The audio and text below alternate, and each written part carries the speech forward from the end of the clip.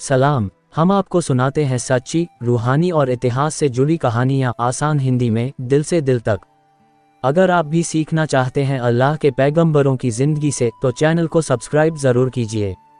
हजरत हारून अलैहिस्सलाम हजरत मूसा अलैहिस्सलाम के बड़े भाई थे। उनका जन्म मिस्र में उस समय हुआ जब फ़िरौन का बहुत ही जालिम राज चल रहा था। उस समय फ़िरौन ने ऐलान कर रखा था कि बनी इज़राइल यहूदी जाति के हर नवजात लड़के को मार दिया जाएगा।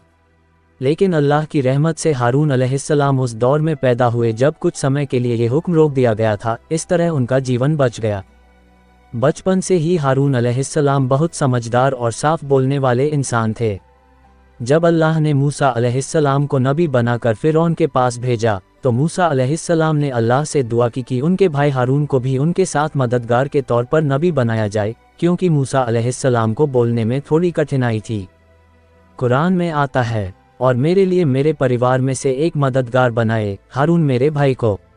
उसके ज़रिए मेरी ताकत बढ़ाए और उसे मेरी जिम्मेदारी में साझेदार बनाए। अल्लाह ने उनकी दुआ कबूल की और हारून अलैहिस्सलाम को भी नबी बनाया गया। फिर दोनों भाई मिलकर फ़िरौन के पास गए और अल्लाह का पैगाम दिया कि बनी इज़राइल को आज़ाद कर दो।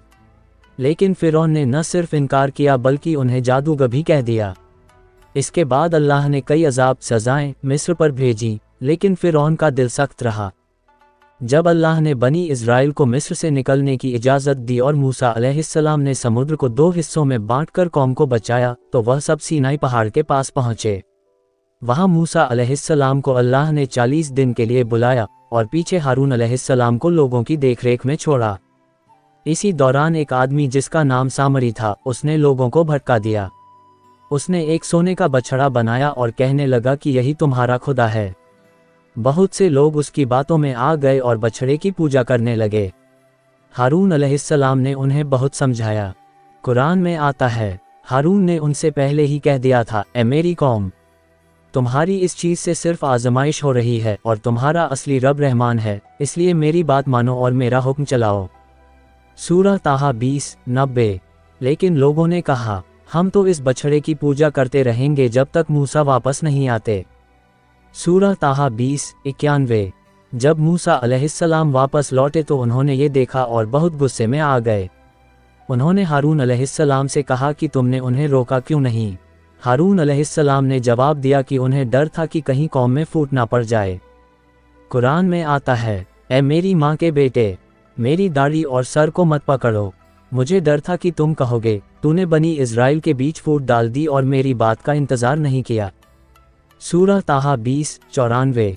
फिर मूसा अलैहिस्सलाम ने अल्लाह से अपने और अपने भाई के लिए माफ़ी मांगी। हारून अलैहिस्सलाम एक बहुत अच्छे और धैर्यवान नेता थे। उन्होंने हमेशा लोगों को सही राह पर चलने की सीख दी। उनका मकसद हमेशा एकता बनाए रखना और लोगों को अल्लाह की इबादत की तरफ ले जाना था। इस्लामी परंपरा के अनुसार हारून अलैहिस्सलाम की वफ़ात मूसा अलैहिस्सलाम से पहले हुई। उनकी कब्र जॉर्डन के एक पहाड़ पर मानी जाती है जिसे जबल हारून कहा जाता है। कुरान में कई जगह हारून अलैहिस्सलाम का जिक्र आता है। एक आयत में कहा गया, फिर हमने मूसा और उसके भाई हारून को अपनी निशानियों और स्पष्ट सबूतों के साथ भेजा। सूरह अल-मोमिनून। पैगंबर मोहम्मद सल्लल्लाहु अलैहि वसल्लम ने भी हारून अलैहिस्सलाम का जिक्र करते हुए कहा कि तुम्हारा मेरे साथ वही रिश्ता है जो हारून का मूसा से था, बस फ़र्क इतना है कि मेरे बाद कोई नबी नहीं आएगा। हारून अलैहिस्सलाम की कहानी हमें सिखाती है कि एक सच्चा नेता हमेशा लोगों के लिए नरमी, सलाह और धैर्य का रास्ता अपनाता है। उन्होंने भाई के साथ मिलकर अल्लाह का पैगाम पहुंचाया और हर मुश्किल घड़ी में सच्चाई का साथ दिया। अगर आपको ये कहानी पसंद आई हो तो लाइक करें, दूसरों के साथ शेयर करें और कमेंट में बताएं कि अगली कहानी किसकी सुनना चाहते हैं। और हाँ, सब्सक्राइब करना न भूलें ताकि आप कोई भी किस्सा मिस न करें। मिलते हैं अगली कहानी में, तब तक याद रखिए, हर कहानी में एक सबक होता है। अस्सलामु अलैकुम वरहमतुल्लाह।